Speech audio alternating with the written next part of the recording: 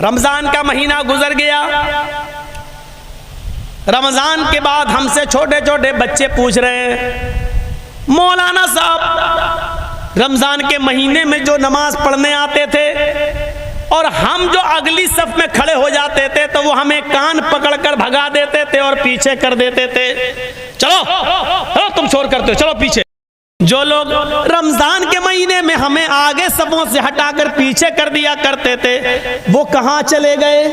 वो दिखाई नहीं देते हैं। अब तो इमाम साहब हमसे कहते हैं, बच्चों तुम ही आगे खड़े हो जाओ, पहली सब खाली है, इसको भर लो। वो लोग कहां चले गए? वो दिखाई नहीं दे रहे हैं। और मौलवी जर्जी सुन छोटे छोटे बच्चों को रोते हुए कह रहा है कि बच्चों अब वो लोग सिर्फ जुमे के दिन तुम्हें दिखेंगे, अब तुम आराम से आओ और पहली सफ में नमाज पढ़ लिया करो, तुम्हें कोई रोकने वाला नहीं मिलेगा। अब वो लोग जो तुम्हें रमजान में पिछली सफ में कर दिया करते थे, अब ये लोग सिर्फ जुमे जुमे तुम्हें दिखाई देंगे, एक हफ्ते में एक दिन तुम्हें पीछे खड़ा होना पड़ेगा। अंदाजा लगाइए, रमजान के बाद जो अगली सफों से बच्चों को भगा दिया करते थे रमजान में, आज वो खुद भाग गए, आज उनका पता नहीं है। जिन बच्चों को भगाया जा रहा है उन बच्चों को देख लो कि वो आज भी रमजान के गुजर जाने के बाद नमाज पढ़ रहे हैं, आज भी वो नमाज अदा कर रहे हैं। और मस्जिद का इमाम उनसे कहता आगे खड़े हो जाओ, तुम ही हमारी मस्जिद की लाज बचा लो, तुम ही हमारी मस्जिद की आबरू बचा लो। ये हाल हो गया आज हमारा। फिर कहते हैं कि साहब हमारी मस्जिदों से माइक हटाए जा रहे हैं, ये किया जा रहा है, इसके जिम्मेदार भी तो हम और आप हैं। 3 लाख मदरसे पूरे हिंदुस्तान में, 5 लाख मस्जिदें, 50 लाख उलमा, 25 से 30 करोड़ मुसलमान। हाय हाय हाय, गौर किया आपने?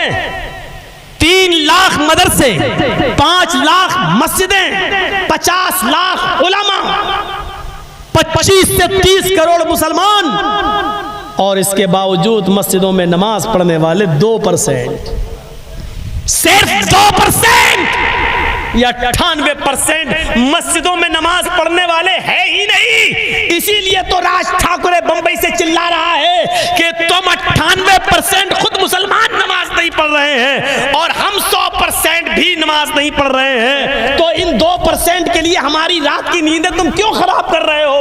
हमें क्यों उठा रहे हो? हमें क्यों चिल्ला चिल्ला कर बेदार कर रहे हो? हमारे बच्चे इम्तिहान की तैयारी करते हैं, उनकी नींद खराब हो जाती है, फिर वो एग्जाम नहीं दे पाते सही से, उनकी नींदें क्यों खराब कर रहे हो आप? ये 2% मुसलमानों को जगाने के लिए आप 98% लोगों की नींदें आप क्यों खराब कर रहे हैं? क्या जवाब है हमारे पास सिवाय इसके कि साहब पहले से होती आ रही है, हम अभी भी देंगे? इसके अलावा कोई जवाब है आपके पास? कोई जवाब नहीं है आपके पास। इन हालात के जिम्मेदार हम और आप खुद हैं।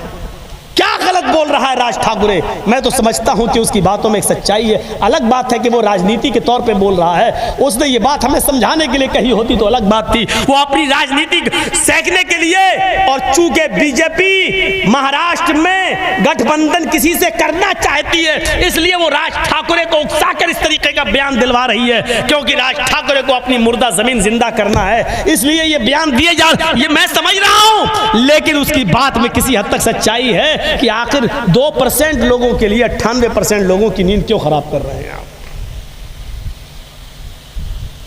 आपके यहां गवर्नमेंट अच्छी है, आप आसान दीजिए, 10 नहीं 20 माइक लगा दीजिए, आपको कोई कुछ कहने वाला नहीं है। लेकिन दूसरों के बारे में सोचिए।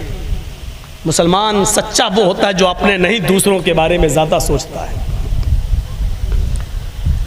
क्या कहा? नेक अमाल में आगे बढ़िए। अल्लाह ने ये नहीं कहा इस आदमी की बिल्डिंग बहुत अच्छी बनी हुई है तुम उससे अच्छी बिल्डिंग बनाने में आगे बढ़ो, इसकी 2 दुकानें तुम तीसरी दुकान खोलने की कोशिश करो, ये नहीं कहा, बल्कि ये कहा अपने रब की मग़फ़िरत की तरफ आगे बढ़ो।